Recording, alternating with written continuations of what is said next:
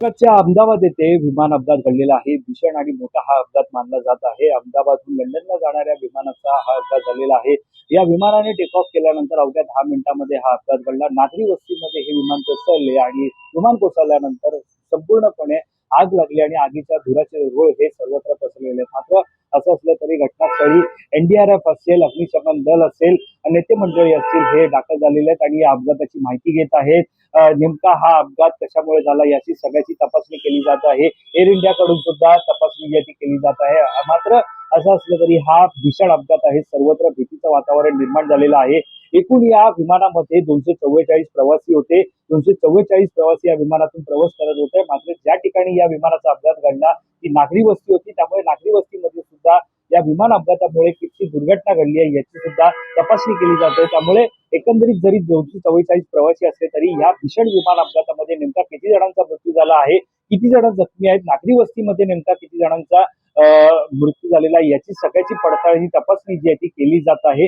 मात्र सध्याच्या घडीला एकंदरीत माहिती जी समोर येते त्यानुसार हा अपघात ज्यावेळेला घडला त्यावेळेला टेक ऑफ केल्याच्या नंतर अवघ्या 10 मिनिटातच हा भीषण अपघात जो तो घडलेला आहे. एअर इंडियाच्या या विमानाचा हा अपघात घडलेला आहे.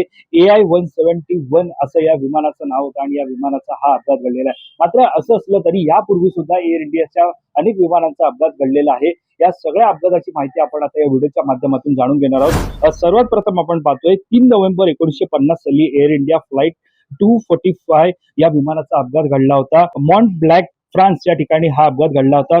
लॉकहीड L749A कॉन्स्टलेशन या विमानाचा अपघात झाला होता. यामध्ये जवळपास 48 प्रवासी चा मृत्यू झाला होता. हा अपघात खराब हवामान आणि नेव्हिगेशन समस्यांमुळे झाला होता. हे विमान लंडनहून बॉम्बे आणि आताची मुंबई या ठिकाणी जात होते.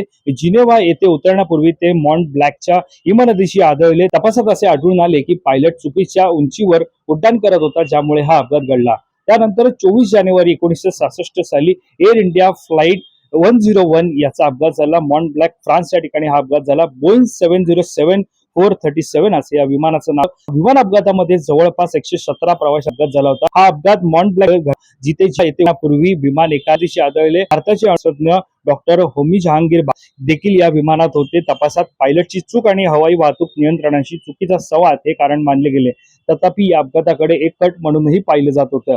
त्यानंतर 1 जानेवारी 1978 एअर इंडिया फ्लाईट 855 अरबी समुद्र या ठिकाणी या विमानाचा अपघात झाला. बोईंग 747-237B सम्राट अशोक असं या विमानाचं नाव होतं. या विमान अपघातामध्ये जवळपास 213 प्रवाशांचा मृत्यू झाला. हा अपघात मुंबईच्या किनाऱ्यापासून सुमारे 3 किलोमीटर अंतरावर अरबी समुद्रात घडला. विमान उड्डाणानंतर 2 मिनिटांनी कोसळले. तपासणीत असे आढळून आले की अवकाशीय दिशाभूल आणि उड्डाण उपकरणांमध्ये बिघाड यामुळे हा अपघात झाला. त्यावेळी एअर इंडियाचा हा सर्वात प्राणघातक अपघात होता. त्यानंतर 21 जून 1982 साली एअर इंडियाच्या विमानाचा अपघात झाला. मुंबईतच हा अपघात झाला होता. बोईंग 707-400 असं या विमानाचं नाव होतं. या विमान अपघातामध्ये 17 प्रवाशांचा मृत्यू झाला होता. रात्रीच्या वेळी आणि मुसळधार पावसात कठीण लँडिंग नंतर विमान धावपट्टीवरून घसरलं. कर्मचाऱ्यांनी फिरण्याचा प्रयत्न केला, परंतु विमान थांबले आणि पुन्हा धावपट्टीवर पडले. हा अपघात वैमानिकाच्या चुकीमुळे आणि खराब हवामानामुळे झाल्याचं बोललं जात होतं. 23 जून 1985 एअर इंडियाचं 182 फ्लाईट कोसळलं होतं. अटलांटिक महासागर आयर्लंडच्या किनाऱ्याजवळ हा अपघात घडला होता. बोईंग 747-237B सम्राट कनिष्क असं या विमानाचं नाव होतं. या विमान अपघातामध्ये 329 प्रवाशांचा मृत्यू झाला होता. हा अपघात दहशतवादी हल्ल्यामुळे झाला होता. प्रत्यक्षात व्हॅक्यूम वरून पाठवलेल्या कार्गो मध्ये ठेवलेला बॉम्ब हवेत स्फोट झाला. हे विमान टोरंटोहून लंडन नंतर दिल्ली आणि मुंबईला जात होते. तपासात शीख दहशतवादी संघटना बब्बर खालसा जबाबदार असल्याचं आढळून आलं. हा कॅनडाच्या इतिहासातील सर्वात घातक दहशतवादी हल्ला आणि एअर इंडियाचा सर्वात मोठा अपघात होता. त्यानंतर 22 मे 2010 air India express flight 812 Mangalore Bharat या ठिकाणी या विमानाचा अपघात झाला. बोईंग 737-800 असं या विमानाचं नाव होतं. या विमान अपघातामध्ये एकूण 158 प्रवाशांचा मृत्यू झाला होता. हे विमान दुबईहून मंगलोरला येत होते आणि लँडिंग दरम्यान ते धावपट्टीवर घसरले. त्यानंतर ते एका टेकडीवर आदळले. यानंतर विमानाला आग लागली. तपासात पायलटची चूक हे मुख्य कारण असल्याचं आढळून आलं. त्यानंतर 7 August 2020 air India express flight 1344 Kozhikode Bharat या ठिकाणी हा अपघात घडला. बोईंग 737-800 या विमान अपघातामध्ये 21 प्रवाशांचा मृत्यू झाला.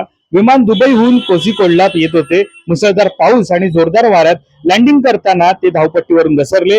विमान दरीत पडले आणि त्याचे 2 तुकडे झाले. तपासात वैमानिकाची चूक आणि खराब हवामान याला जबाबदार धरण्यात आले. अशा प्रकारे यापूर्वी एअर इंडियाच्या विमानांचा अपघात घडला होता. जवळपास हे भीषण अपघात होते ज्यामध्ये अनेक प्रवाशांना मृत्यूचा सामना करावा लागला. त्यानंतर पुन्हा एकदा जसं प्रकारे आपण पाहतोय गुजरातच्या अहमदाबाद येथे हा अपघात घडलेला आहे आणि या अपघातामुळे अनेक प्रवाशांचा मृत्यू झाल्याची माहिती सध्या समोर येते. नेमका किती प्रवाशांचा मृत्यू झाला याची तपासणी सध्या केली जाते. मात्र या सगळ्यावरती आपलं लक्ष आहे. या संदर्भातील अधिक माहिती जाणून घेण्यासाठी तुम्ही माय महानगर लाईव्हला सबस्क्राईब करायला विसरू नका. धन्यवाद.